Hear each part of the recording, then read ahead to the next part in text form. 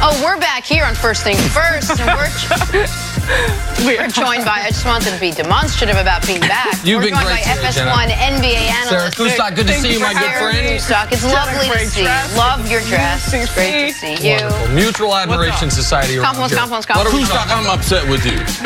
The show was going well. You come in and wreck the whole show. Control room's going crazy. My guy on the jib can't get it right. And Jenna, guy in the jib got it right. Can't get right. Despite a 60-win regular season, Sarah Kustok, and probable MVP honors, Giannis Antetokounmpo couldn't get it done as the Bucks fell to Toronto and missed out on a shot at the finals. So where does that leave the core of this Milwaukee team? Well, if it were up to Giannis, he would leave it untouched. Giannis posting to the gram, "We'll be back stronger and better, Milwaukee. Thank you for supporting my teammates and I this entire season. We couldn't have done it without you all." Sarah, how well are the Bucks set up for the future? There's going to be a lot of decisions for Milwaukee to make this offseason. I like the fact Giannis posted that. That's kind of typical for what players do at the end of the season. I believe Giannis will be back stronger and better than ever. He's only 24 years old.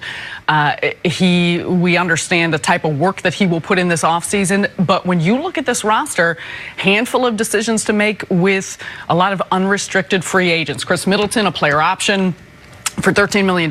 He'll likely opt out. Definitely opt out. And he is going to command a lot more money. Same with Malcolm Brogdon, who's been an important piece for the core of this team. He's dealt with some injuries, but he will command a lot more money on the market. What are you willing to pay him?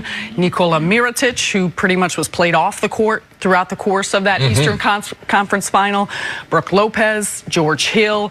So the compilation of what this team roster looks like could be very different. And Milwaukee is a team that in the past has been averse to going into the luxury tax. So there's going to be questions for the ownership of what they want to do, how much money they're willing to put into a team that fell short of reaching the final. So it's going to be interesting to see. But I think there's a lot of moving parts with this group. All right, I'm going to say 4 names that Sarah didn't say. Wes Edens, Mark Lazary, Jamie Dinan, and Mike Fascitelli.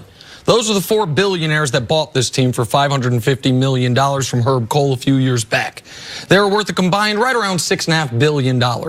You've got the single best asset in the league, Giannis Antetokounmpo, and he's going to have a decision to make here in a couple years, but really a decision in 1 year.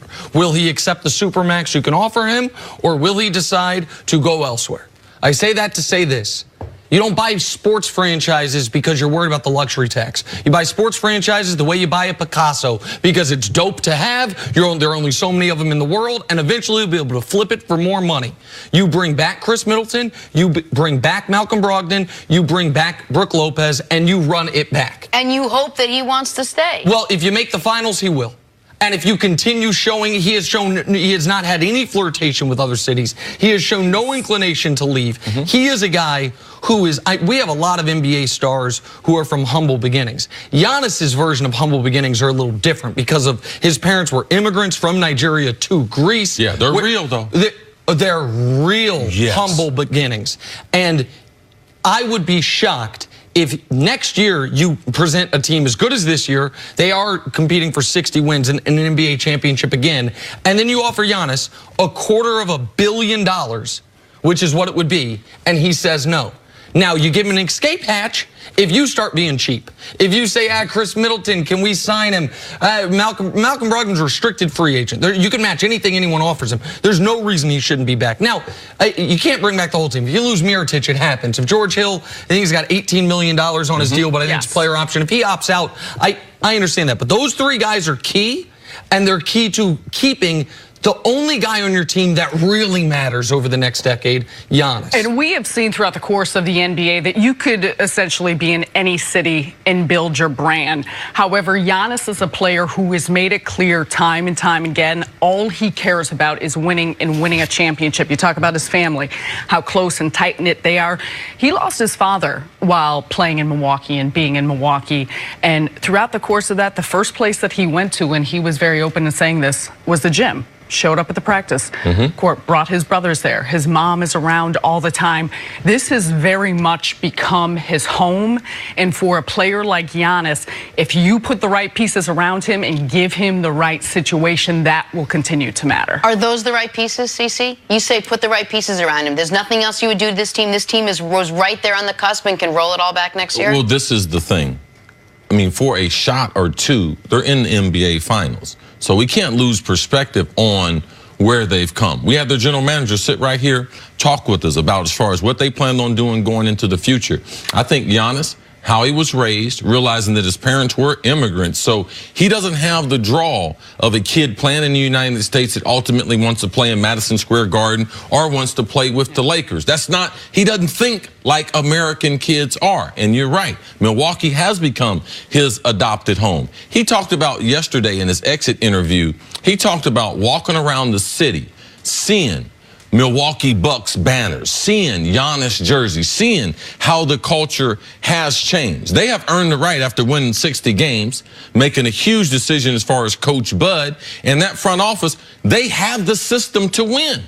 They don't have to change and tinker. Right now we talk about, well, wow, what about LeBron? How can they bring LeBron there and Magic wants to have playmakers? You don't need no playmakers. You need some spot-up shooters. So they have the ownership. They have the management, they have the style and the coach already. They just didn't get there. And we had not seen a team in the last 20 years that was able to skip this learning step and be able to become a champion. Nick thought they might be able to do it because of Giannis. It proved that no, all these steps in the last 20 years in the NBA, 30 years in the NBA, it proves out. You need some experience. You do need a iconic superstar and some other players around them. Also, Milwaukee, realize the league is going to recalibrate next year. There ain't going to be no more Golden State. So all you need is a star and an all-star to be a championship contender. The league and the Eastern Conference. What happens in Toronto? Does Kawhi end up staying? What does Philadelphia do and what decisions do they make? Boston is up for grabs. So all of these other teams that you were looking at as contenders in the Eastern Conference, a lot can change, and Milwaukee has the opportunity to have their continuity. I think fair money would be that the Knicks will be demonstrably better. Toronto, if they lose Kawhi, takes an enormous step back. Boston's losing Kyrie. Philly, I would be surprised if they are able to keep Butler and Tobias. So, yeah, Milwaukee is, but Milwaukee's in a great position. Where do they need to get better? Heavy is the head that wears the crown. Giannis has to get better. Like, that's what it is for them. Their best player has to now take that next step. But even with Giannis at the level that he was at, to Chris's point, they're a double overtime game away from being up 3-0 and probably being the team in the NBA Finals, which is why you run it back, which is why you pay these guys. I do not believe Giannis will leave Milwaukee because of the glitz and glamour of the coasts. I think he would only leave Milwaukee if he feels like winning is not as important to my bosses, the ownership, as it is to me. And so that's why this summer, Milwaukee has as about as interesting of a summer as any team that isn't in the market to add a big-time player. It's a good conversation. All right, Sarah, stick around. Coming up, is Steph Curry's legacy on the line in the finals? That's next on First Things First. We circled it back, CeCe. See Run what it back? serious things got? We got... Yeah.